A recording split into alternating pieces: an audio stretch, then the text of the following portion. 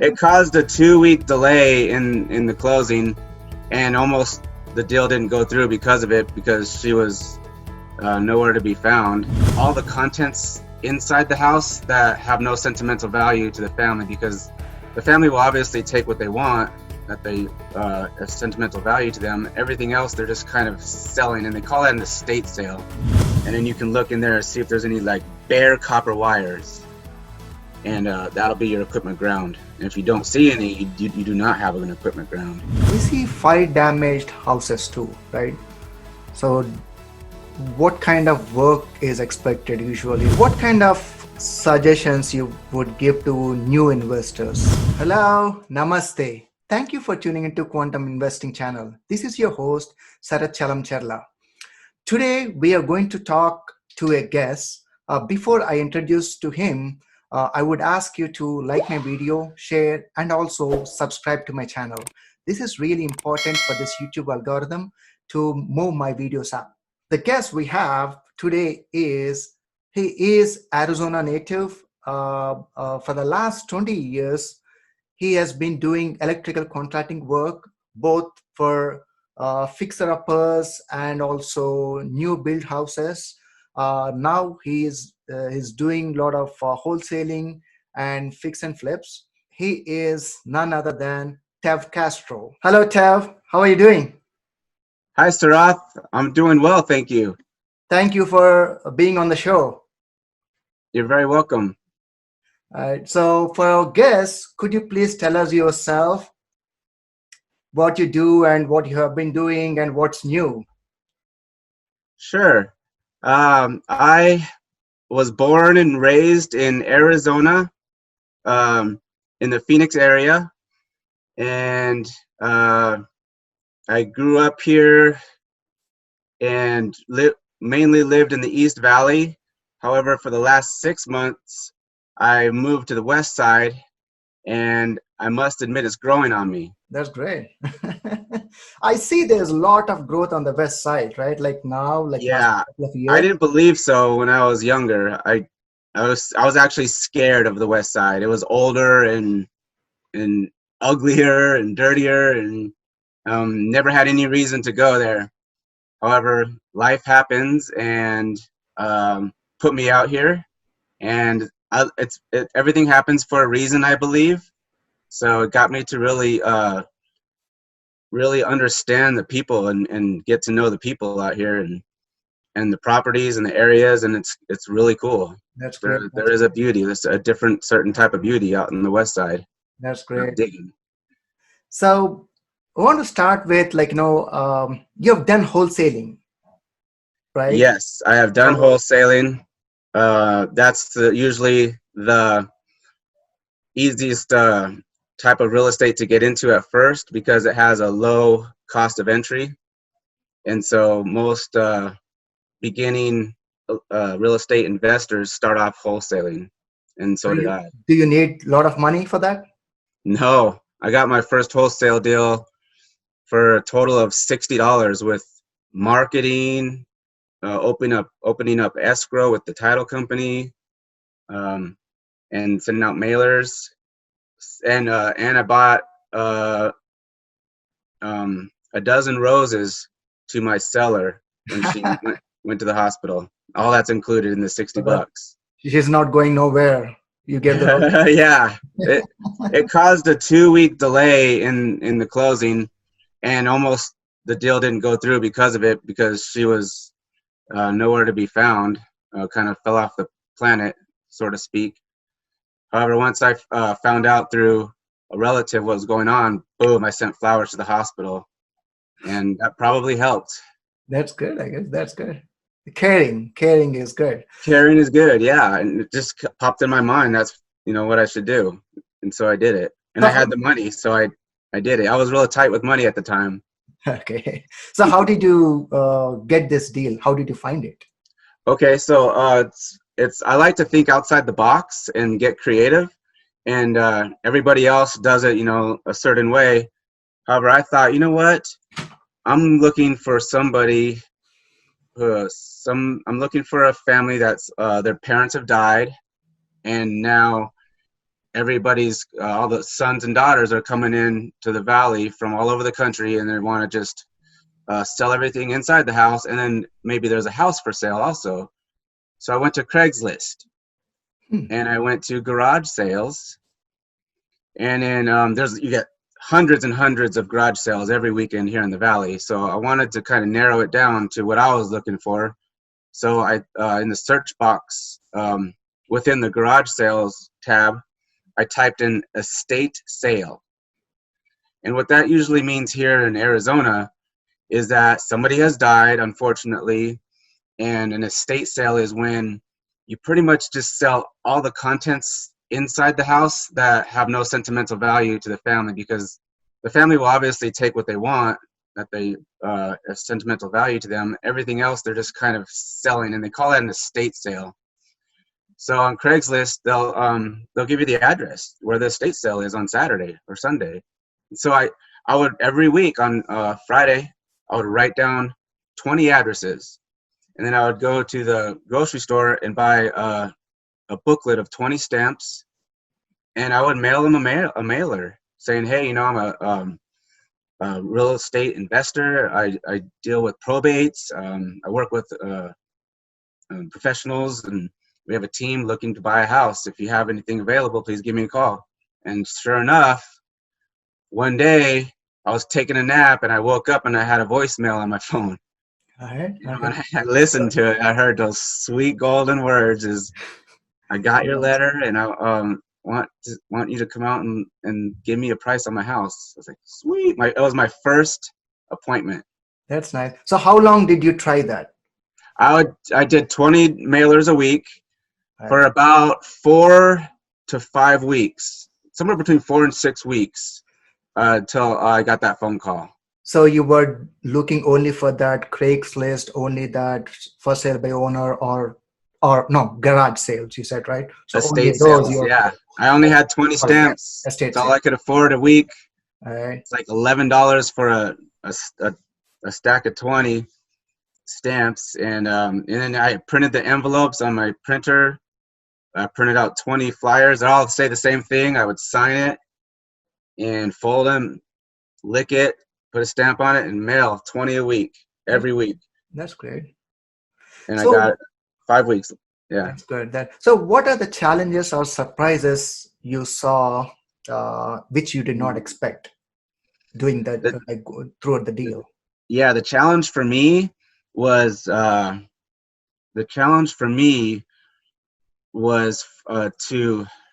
act like the buyer, because I was interested in getting the contract and then wholesaling it.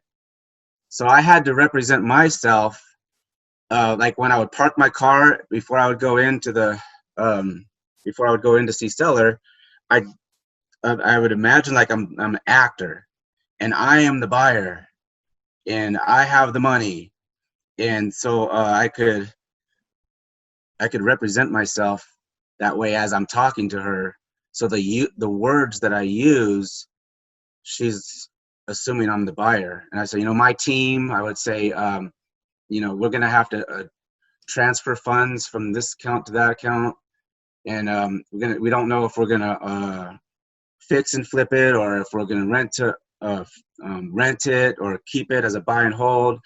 And I would represent myself as somebody like a real estate investor that's going to keep the property. All right. And that was my biggest like unknown, like how is that going to happen, and is she going to believe me? And it all worked out. I just assumed the feeling of the wish fulfilled. I know you said you've been doing a lot of electric contracting and all that, right? So while looking for a property, if you're doing a wholesale, right? I'm looking for a property. So what kind of electrical things or issues we need to look for when we inspect the house? Anything you can share? Oh yeah, nobody likes aluminum wiring. Aluminum wiring. It's really not a big deal if you're an experienced electrician like me. However, it's got a very negative notation that when a home, so what happened was in the 70s, like 1972, 73, when we were at war in Vietnam, when the USA was at war, uh, they reserved all the copper for the war. And so if anybody was building a house at that time, the only available wiring you could use to wire your house was aluminum, because the copper was reserved for the war. Wow. So it was about 4 years, I think from 70 to 74. If your house is built within those years here in the valley, you have aluminum. Oh, And that's one thing to look for. I mean, it's not a big deal. However, it's going to be less desirable. Obviously, if it's even older than 1970, you may not have a ground wire. It's an additional conductor that grounds all the metal and bonds it all together. And a lot of people, these days with the electronics, and if you play like an electric guitar, you might get that background noise if you don't have that proper equipment ground. Yep. So that's a big thing to look for electrical, is if it has ground wires. And you can look at that in the house panel, the main panel outside. If you open up the door, there'll be a dead front. However, the dead front will be, you can remove that and it'll expose the breakers. And then you can look in there and see if there's any like bare copper wires. And that'll be your equipment ground. And if you don't see any, you do not have an equipment ground. So that means your house is less desirable. Right. Okay, cool. What is a typical electrical work that is done in general? So the contractors like to just do the bare minimums. So it's a lot of times the ceilings in the kitchen. For some reason in Arizona, it used to be cool in the 70s or something to have like a soffit.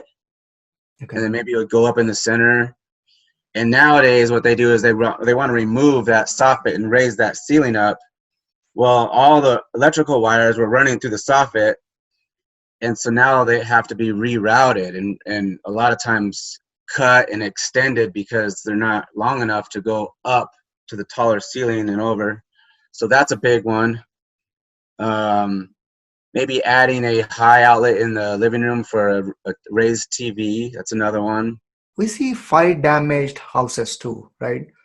So what kind of work is expected usually? Like, is it completely, we do it all together again, or how does No, it? you don't want those. You want the ones with just minimal damage. Minimal damage ones? Okay. Or take off everything from ground and build up, I guess, right? No, you don't want, No. that's not going to work. Okay. You want something that looks really scary because the house is all black and there's holes in the ceiling. You can see the attic, it scares. It's really scary. However, it's like it didn't completely burn to the ground. You just want one hole, one area like the kitchen that's just damaged. You don't want the fire spread all over the house. You just want one room that got burnt. All right. Okay, cool. And so the Phoenix area, it's growing, right? A lot of people are moving in.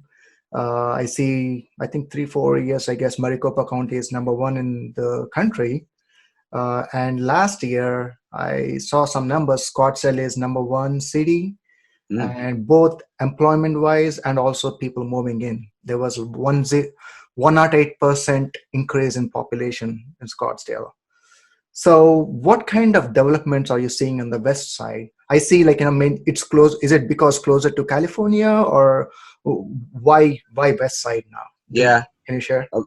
I think it's closer to California. A lot of people, that's the first area they see when they drive from California to Phoenix. All right. And it sticks. It's all an emotion.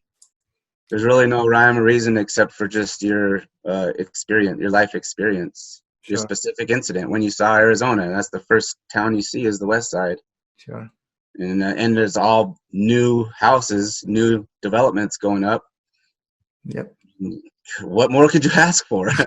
Yes. Stop right here. Let's buy a house. Yeah. So you're talking about probate. Could you please tell us more about probate? How to look for properties, or how to approach the steps in that? Yeah. So the probate is just a term we use. Like, I'm looking for probate. So that means somebody died. All right. So some people could look for pre-foreclosures. Well, that means somebody's about to lose their house to an auction. Mhm. So it's more of a term. Like, I was looking for probates because, to me, in my opinion, there will be more houses that are all paid up. They have no mortgage. They're free and clear in probates because the owner has lived in it for quite a long time and most likely has paid off the mortgage, So we and don't it's have free to and deal with the clear. banks or anything. Yeah, and I just felt like that was more of an opportunity to make money with probates. That's why I wanted to go probates, and so I was thinking how to find probates, estate sales. What kind of suggestions you would give to new investors to get into real estate investing? Join a club with other like-minded individuals. Surround yourself with other people that will help motivate you and hold you accountable, and get educated, and you're going to become, you are a product of the 5 closest people you surround yourself with. So if you want to become a real estate investor, you need to be coming to a weekly real estate meeting and partnering up with other millionaires, and within 3 years you will be a millionaire.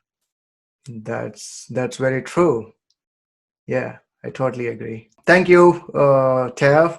And I have few rapid questions I would like to Sure. ask. So you can answer it in one word, one sentence, or but I want it fast, whatever you feel. Okay. Best habit you're proud of.